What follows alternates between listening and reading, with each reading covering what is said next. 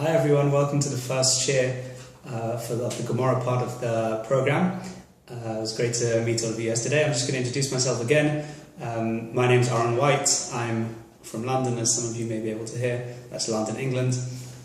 I am in my 5th year in Yeshivat Hakotel.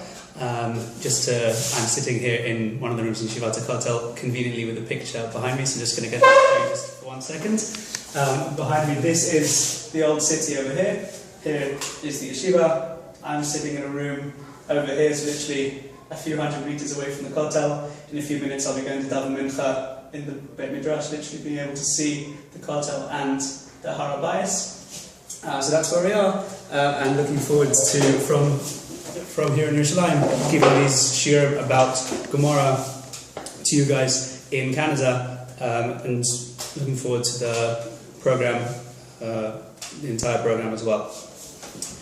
So for the first shiur, I've given you this sheet, and this video is intended that once you've gone through this sheet, this is intended to kind of give a summary of the ideas and kind of answer some of the questions, maybe pose a few more questions as well, but to help to kind of be a summary shiur after you've gone through the sheet. So the sheet is really split into two parts. The first is kind of a general introduction to Gemara, kind of thinking about what is Gemara.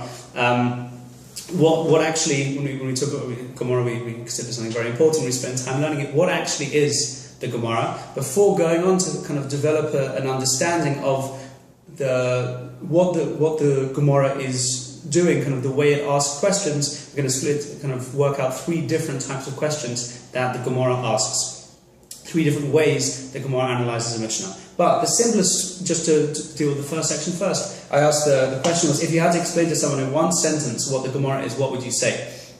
I think it's very hard to come up with a correct, definitive answer, and it's very hard to summarize in 1 sentence. My personal definition would be that the Mishnah is the prime text of Torah Shabbal Peh, of the oral law, and the Gemara is a commentary and analysis of the Mishnah. So you'll open it up, beginning of Brachot, let's say, you'll have a Mishnah followed by Gemara analyzing in various ways, questioning, analyzing the Mishnah, and that is the major kind of definition of what the Gemara is. Of course, we can define a little bit further. That is the basic starting point. And what we're going to do today in this first shiur is try and break down what do we mean when we say that a Gemara asks questions or analyzes a Mishnah. What does that actually mean? What does that involve? What does that include? Again, this is going to be our first shiur, and then each shiur we're going to focus on something different. So sometimes we'll focus on maybe what does Rashi do, what does Tosfos do. Different ways, again, developing through looking at different parts of Gemara, different sugyas, again, all in Brachos and Masechta that you guys are learning, using that to understand various, each time going through kind of a different topic, a different way of approaching the Gemara, again, with the goal to be for you guys to develop the skills to tackle these texts independently. Okay, so I mentioned that we have the way one way of thinking about what a Gemara does is by thinking about 3 different types of questions, and by thinking of them in terms of directions. You have questions that are focused backwards, questions and analysis that's focused backwards, questions and analysis that's focused sideways, and questions and analysis that is focused forwards. So what I did was I gave you a few examples, and we're just going to briefly look at them. The examples I gave for looking backwards were the beginning of the 5th and the 6th parak. The beginning of the 5th parak, first Mishnah, there says, Ein omdin le'esvala el mitoch koved rosh. A person should only stand to daven the Amida when he is kind of in a certain seriousness, a certain level-headedness, rather than lightheadedness. Then he goes on to talk about the Hasidim Rishonim would wait for a whole hour before davening. But if we look at the question, the first question the Gemara asks is Mino Hani Mili. What is the source for this rule? And we try to give various sources, one from Chana, one from David. We suggest various different sources. Now that question, what I mean when I said that it's referring backwards, is we have the law, again, in the Mishnah, in the Torah Shabbal Peh. What we're doing is we're focusing backwards. We're saying, what is the source? What is the makar in the Torah or in Tanakh? What is the makar for this source? We've got a Mishnah. Let's say, we could talk about historically the Mishnah being written in the year 200, about 1,800 years ago, and we're asking, where in the Torah, where in Tanakh, can we find a source for the rule brought in the Mishnah? Similarly, if we open up to the first Mishnah of the 6th parak, Similar idea. It talks about case of Mavorachin al Peres. This parak discusses making brachos on fruits, making brachos generally, and it starts by talking about brachos on fruits and various different other brachos. Minohani mili, if we look at the Gemara, the first Gemara asks the question, what is the source for this? And goes on to discuss what is the source in the Torah for the idea that we make brachos on foods. Again, we have a halacha here, the Mishnah, the 6th parak of brachos. We are looking here to go backwards. We're asking a question backwards. What is the source for this rule in the Torah? For those who want extra, you can see the beginning of the 7th and the 9th parak is the same. I didn't put it on the sheet, but if you want to check that out, again, the beginning of the 7th parak of Brachos, the same format. There's a Mishnah, and then there's a question focusing backwards. What is the source for this din? And also in the 9th parak as well, similar thing in the first Mishnah. Now, just to take this idea of asking questions backwards one step further, I said there's another type of asking questions backwards, which I said you can find in Lamed Gimel, Amud Aleph. There the Mishnah says that you mention Gevuros Keshomim, B'tchias HaMeisim, She'elu B'Birkas HaShonim. You mention Mashif HaRuach, which is Gevuros Keshomim. You mentioned that in the second bracha of the Shemona Esrei. And it says She'elu B'Birkas HaShonim. You ask for rain in the bracha of Borech Aleinu. That's the same Talamot Bracha. In fact, in Israel, we just started doing this last week. In Chatzorot, we'll start doing it in a few weeks. But the Gemara asks, the first question the Gemara asks is, Maskirin Gevuros Geshomim. It says we mention the rain, Mashif HaRuach. The Gemara asks, my timer, what is the reason for this? Now here, this again is asking, we've got a halacha in the Mishnah, we're asking, where does this idea come from? What is the reason for it? This is slightly different than our other type of question. First we'd ask, what is the source in the Torah, what is the source in Tanakh for an idea? Again, so we had a Mishnah and we'd ask backwards, where does it come from in the Torah and Tanakh? Here we're asking not where does it come from in the Torah and in Tanakh, but where does it come from, what was the reason, if it's a Takana D'Rabbanan, maybe there's a svara, some kind of logical reason to derive this rule. We're not asking for a source in the Torah. Again, we've got a halakha and we're asking what the source is. When we say minohani mili, that means we're asking for a posuk in the Torah, in Tanakh. Whereas when we're talking about, when we just say my time, what's the reason, we're asking what is the reason for this halacha. We're asking again backwards, where does it come from? But we're not asking necessarily for a source in the Torah. But again, these examples, the idea is to see that one major type of question you will find in the Gemara is asking questions backwards. We have directed backwards, we have a halacha in the Mishnah. We ask, what is the reason for it? What is the source for it? We're asking, where does this halacha come from? And looking backwards. That is our first type of question in the Gemara. The second type of question is what I called asking questions sideways. Rather than directed backwards, it's, again, if we've got the Mishnah over here, we've got a question directed backwards. This is directed sideways. And here we'll see what I mean when we talk about the first Mishnah in the 4th parak. The first Mishnah in the 4th parak begins, it says that you can daven Shachrit until Chatzos. Rabbi Yehuda says you can daven it until 4 hours into the day. The Gemara asks then a different question again. Before we saw the Gemara ask a question backwards, what is the source for this din? Here the Gemara doesn't ask what is the source for this din. Certainly not at this stage. It says, Uraminhu, I'll ask a question.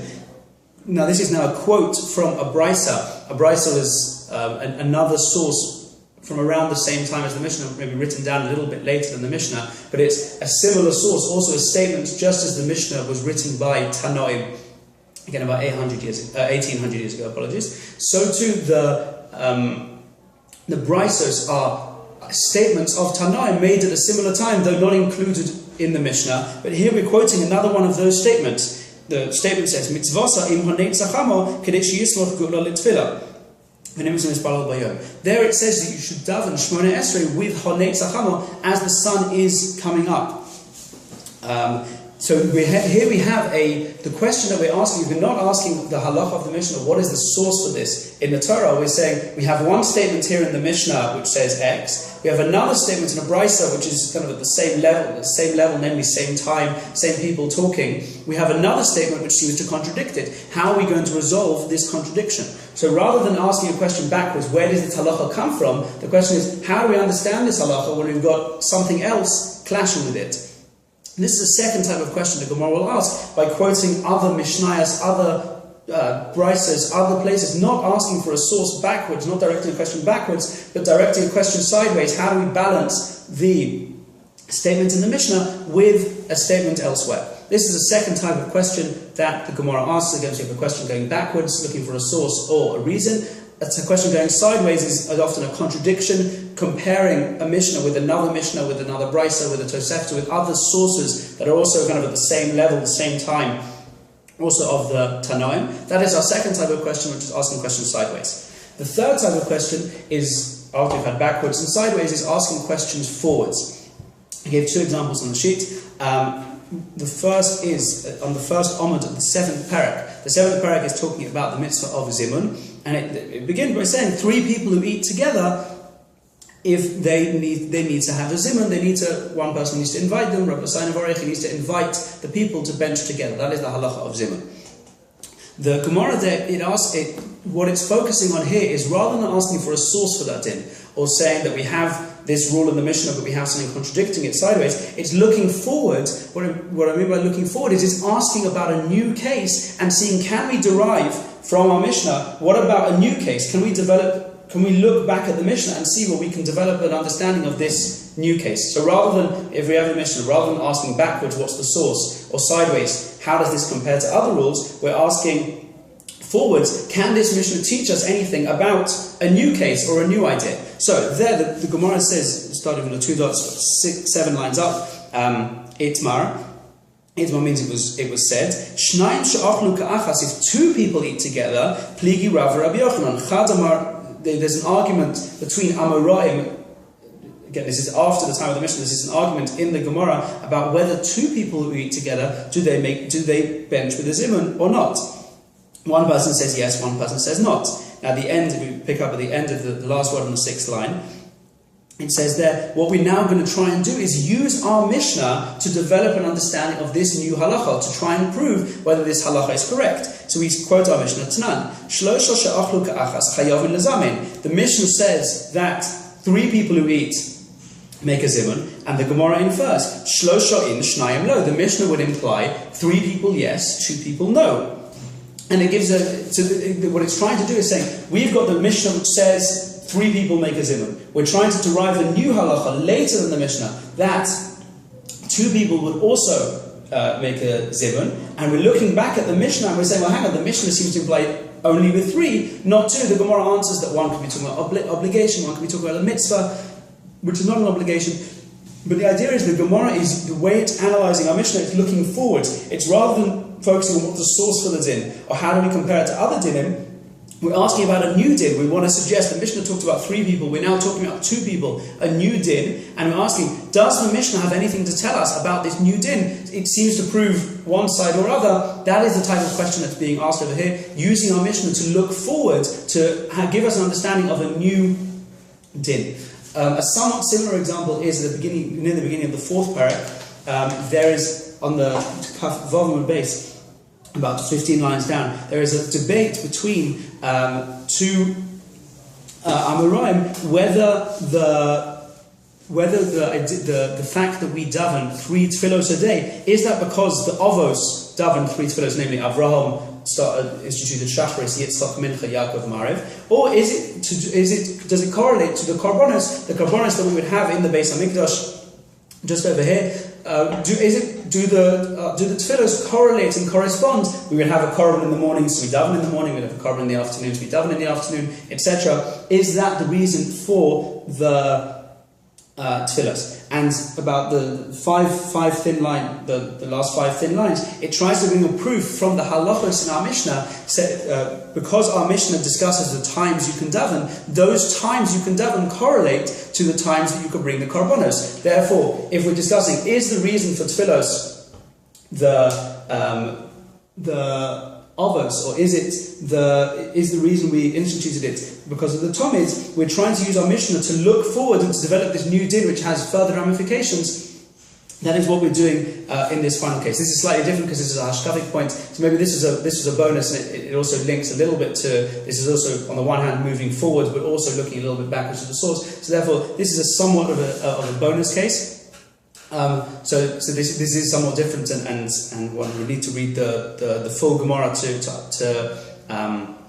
to see how this is looking forward as well as just looking backwards. So this is maybe a more complex case, so maybe that's just a bonus. But The basic idea is, definitely from the example at the beginning of the 7th parak, that we have that this is a third type of question the Gemara asks. Rather than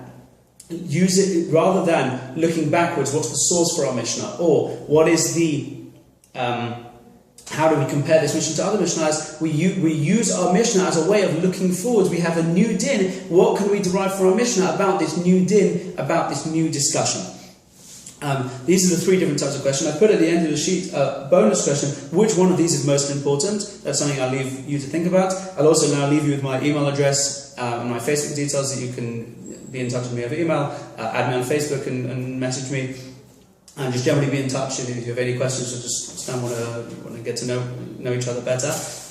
My email address is Aron White. Aron is spelled A-R-O-N, and white like the colour, at gmail.com. So aronwhite@gmail.com. And my Facebook name is Aron White. And if you have Charlie, then you can just search on Charlie's Friends and then you'll find me, or you'll recognise the picture. And so I'll leave that question for you to think about. Please feel free to get in touch about any questions to do with this, any questions about what's going to come up in next year. I hope you enjoyed it, and very much looking forward to the next year.